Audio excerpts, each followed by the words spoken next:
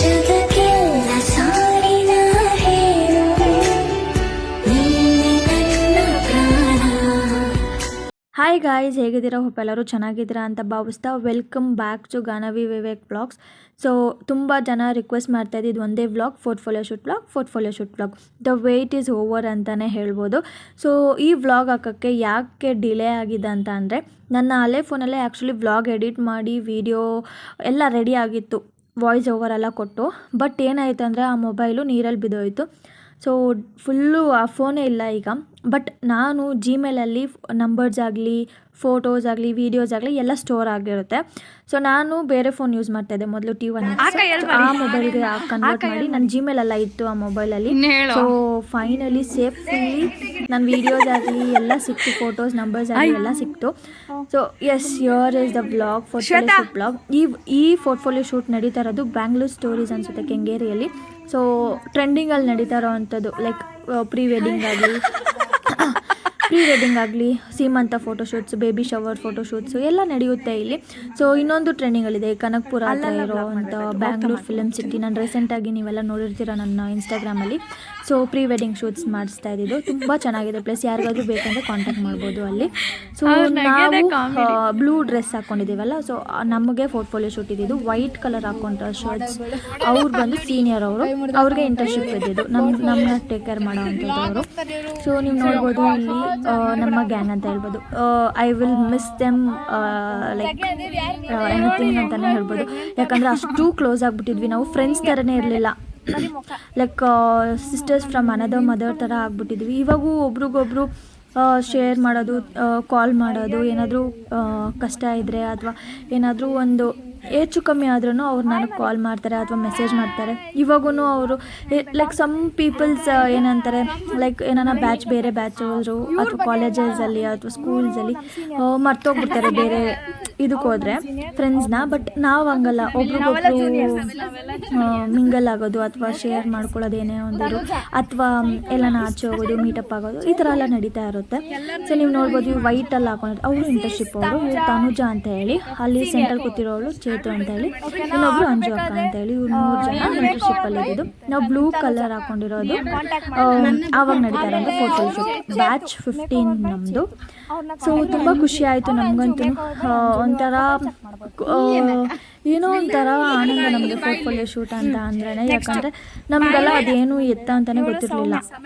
So full prepare ಆಗಿಬಿಟ್ಟು ಅಷ್ಟು ಚೆನ್ನಾಗಿ ಬಂದಿತ್ತು ನಮ್ಮ ಬ್ಯಾಚ್ ಮೇಕಪ್. ನೀವು ಲಾಸ್ಟಲ್ಲಿ ರಿವ್ಯೂನೂ ಕೇಳ್ಬೋದು, ಲೈಕ್ ಮಾಡೆಲ್ಸ್ ರಿವ್ಯೂ ಕೊಡೋದು ತುಂಬ ಖುಷಿ ಆಗುತ್ತೆ. ಸೊ ಇವಳು ಬಂದು ಮಾನಸ, ಸೌಮ್ಯ ಅಲ್ಲಿ ಎಲ್ಲ ನೋಡಿರ್ತೀರ, ರೀಸೆಂಟ್ಲಿ ಅವಳಿಗೆ ಎಂಗೇಜ್ಮೆಂಟ್ ಆಯಿತು, ನಾನು ಹೋಗಿದ್ದೆ.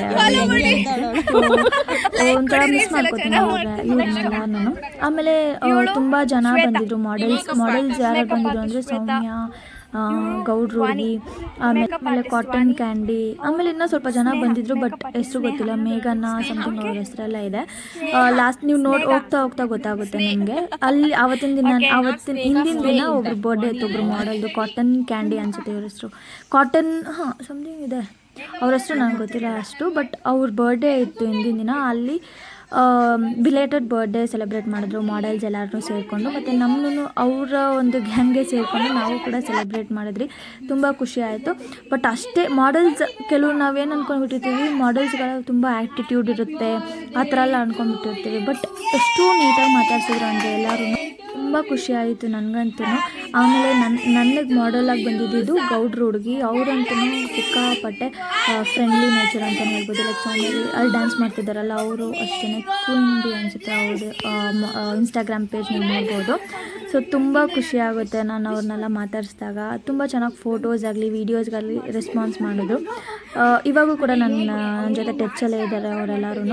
ಸೊ ಎಸ್, ಮತ್ತು ನಾನು ಸೆಲೆಕ್ಟ್ ಮಾಡಿರೋವಂಥ ಡ್ರೆಸ್ ಬಂದು ಲೆಹೆಂಗಾ, ಯೆಲ್ಲೋ ವಿತ್ ಪಿಂಕ್, ನೀವೆಲ್ಲ ನೋಡಿರ್ತೀರ ಇನ್ಸ್ಟಾಗ್ರಾಮಲ್ಲಿ. ಸೊ ತುಂಬ ಖುಷಿಯಾಗುತ್ತೆ. ಆಮೇಲೆ ಸರ್ಟಿಫಿಕೇಟ್ ತಗೋತಾ ಇರೋದನ್ನು ನೀವು ಲಾಸ್ಟ್ ಕ್ಲಿಪ್ಪಿಂಗಲ್ಲಿ ನೋಡ್ಬೋದು. ನನ್ನ ಸರ್ಟಿಫಿಕೇಟ್ಸ್ ಎಲ್ಲ ನಾನು ನೆಕ್ಸ್ಟ್ ಬ್ಲಾಗಲ್ಲಿ ತೋರಿಸ್ತೀನಿ. ಇದರಲ್ಲಿ ಬರೀ ನಾನು ಪೋರ್ಟ್ಫೋಲಿಯೋ ಶೂಟಲ್ಲಿ ಏನೇನು ಮಾಡಿದ್ದೆ ಅಂತ ಮಾತ್ರನೇ ಇರುತ್ತೆ. ಸೊ ಇಲ್ಲೆಲ್ಲ ಮುಗಿಸ್ಕೊಂಡು ಮತ್ತು ಮಾಡೆಲ್ಸ್ ಜೊತೆ ನಾವು ವಾಕ್ ಮಾಡೋದಾಗಲಿ, ವೀಡಿಯೋಸ್ ಮಾಡೋದಾಗಲಿ, ರೀಲ್ಸ್ ಮಾಡೋದಾಗಲಿ ಇರುತ್ತೆ. ಮತ್ತು ಅವರು ಮಾಡೆಲ್ಸ್ ಹೇಗೆ ಪೋಸ್ ಕೊಡ್ತಾರೆ, BTS ಹೇಗೆ ತೆಗೆಯೋದು, ಅದನ್ನೆಲ್ಲ ನಾನು ಈ ಬ್ಲಾಗಲ್ಲೇ ಶೇರ್ ಮಾಡಿದ್ದೀನಿ. ಸೊ ತುಂಬ ಖುಷಿ ಆಯಿತು. ಲೈಕ್ ಏನಂದರೆ ಒಂದು ಪ್ರೌಡ್ ಮೂಮೆಂಟ್ ಅಂತಲೇ ಹೇಳಿ. ಸೊ ನಾವು ಮೇಕಪ್ ಆರ್ಟಿಸ್ಟ್ ಆದ್ವಿ, ಸರ್ಟಿಫಿಕೇಟ್ ತೊಗೊಂಡ್ವಿ, ಒಂಥರ ಪ್ರೌಡ್ಫುಲ್ ಮೂಮೆಂಟ್ ಅಂತಲೇ ಹೇಳ್ಬೋದು.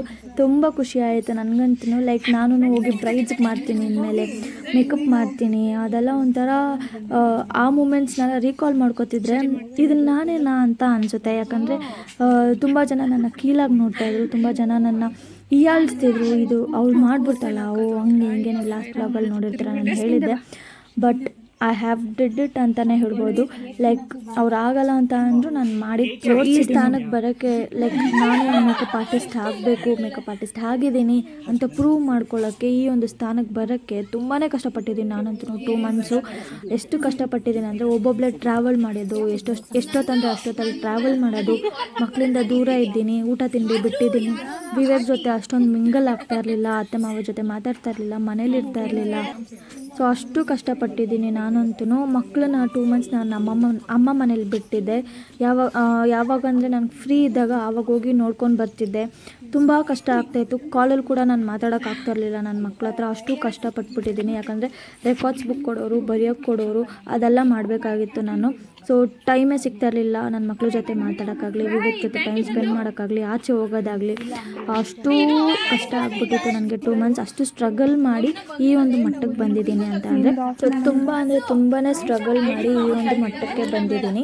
ಅದಾದಮೇಲೆ ಪೋರ್ಟ್ಫೋಲಿಯೋ ಶೂಟ್ ಎಲ್ಲ ಸರ್ಟಿಫಿಕೇಟ್ ಆದಮೇಲೆ ನಾವು ಸುಮ್ಮನೆ ಮನೇಲಿ ಕುತ್ಕೊಳ್ಳೋಕ್ಕಾಗಲ್ಲ ಅಂತ ಹೇಳಿ ನಾನು ಹೋಗಿ ಮೇಕಪ್ ಪ್ರಾಡಕ್ಟ್ಸ್ ತೊಗೊಂಡು ವೈಬ್ ಸ್ಟೋರ್ಸಲ್ಲಿ ನನ್ನ ಅದೇ ಇನ್ಸ್ಟಾಗ್ರಾಮಲ್ಲಿ ನೋಡಿರ್ತೀರಲ್ಲ ನೀವು, ರೀಲ್ಸ್ ಎಲ್ಲ ಹಾಕಿದ್ದೀನಿ ನನ್ನ ಪ್ರಾಡಕ್ಟ್ಸ್ ತೊಗೊಂಡಿರೋ ಅಂಥದ್ದು. ಅದಾದಮೇಲೆ ನಾನು ಸುಮ್ಮನೆ ಕೂತಿಲ್ಲ. ಲೈಕ್ ಯಾವುದೇ ಒಂದು ಮೇಕಪ್ ಅಥವಾ 200, 500 ಯಾವುದೇ ಮೇಕಪ್ ಬಂದ್ರೂ ನಾನು ಬಿಡ್ತಾ ಇರಲಿಲ್ಲ, ಹೋಗ್ತಿದ್ದೆ.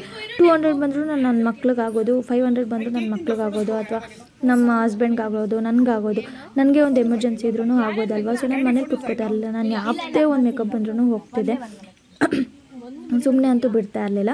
ಸೊ ಅದೇ ಥರನೇ ನಾನು ಪ್ರಾಡಕ್ಟ್ಸ್ ಮೇಲೆ ಎಷ್ಟು ಇನ್ವೆಸ್ಟ್ ಮಾಡಿದ್ದೀನಿ ಅಂತ ನನ್ನ ತಲೆಯಲ್ಲಿ ಬಂದ್ಬಿಟ್ಟಿತ್ತು. ಇಷ್ಟೊಂದು ಇನ್ವೆಸ್ಟ್ ಮಾಡಿದ್ದೀನಿ, ನಾನು ಸುಮ್ಮನೆ ಮನೇಲಿ ಕೂತಿದ್ರೆ ಆಗಲ್ಲ ಅಂತ ಹೇಳಿ ನಾನು ಎಷ್ಟೇ ಚಿಕ್ಕ ಪುಟ್ಟ ಮೇಕಪ್ ಬಂದರೂ ನಾನು ಹೋಗ್ತಿದ್ದೆ. ಸೊ ಅದೇ ಥರನೇ ವಿವೇಕ್ ಕೂಡ ಸಪೋರ್ಟ್ ಮಾಡೋರು, ಎಷ್ಟೇ ದೂರ ಆದರೂ ಬರೋರು ಪಾಪ. ಎಷ್ಟೇ ನೈಟ್ಸ್, ನಾನು ತುಂಬ ನೈಟ್ಸ್ ಟ್ರಾವೆಲ್ ಮಾಡಿದ್ದೀನಿ, ಲೈಕ್ 2 o'clock 3 o'clock ಅಂತ ಹೇಳಿ. ಸೊ ಆ ಒಂದು ಟೈಮಲ್ಲೆಲ್ಲ ವಿವೇಕ್ ನನ್ನ ಜೊತೆ ಇರೋರು.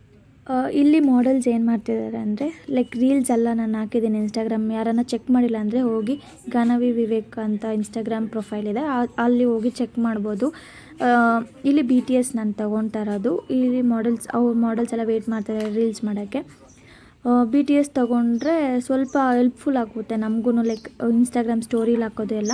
ಸೊ ನೀವು ಅಲ್ಲೂ ನೋಡ್ಬೋದು, ಮ್ಯಾಮ್ ರಿವ್ಯೂಸ್ ತೊಗೋತಾ ಇದ್ದಾರೆ ಮಾಡೆಲ್ಸ್ ಹತ್ರ, ಮೇಕಪ್ ಹೆಂಗೆ ಮಾಡಿದ್ದಾರೆ ಅಂತ ಹೇಳಿ ರಿವ್ಯೂಸ್ ತೊಗೋತಾ ಇದ್ದಾರೆ.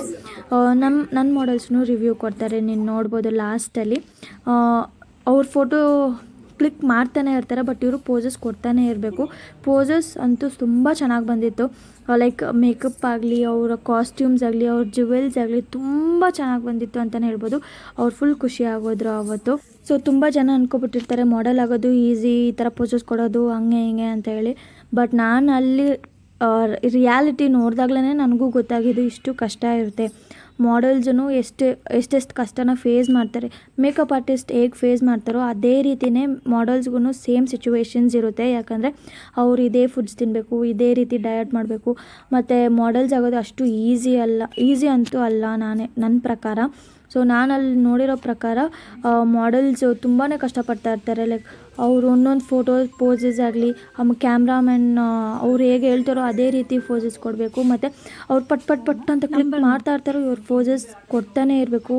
ನನಗಂತೂ ಹೆಂಗಾಗೋಯ್ತು ಅಂದರೆ ಇಷ್ಟೊಂದು ಕಷ್ಟ ಇರುತ್ತಾ ಮಾಡೆಲ್ಸ್ ಆಗೋದು ಅಂತ ಅನಿಸ್ಬಿಡ್ತು ನನಗಂತೂ. ಸೊ ಮೇಕಪ್ ಆರ್ಟಿಸ್ಟೂ ಹೇಗೆ ಕಷ್ಟಪಡ್ತಾರೋ ಮಾಡೆಲ್ಸೂ ಅದೇ ರೀತಿ ಕಷ್ಟಪಡ್ತಾರೆ ಪಾಪ.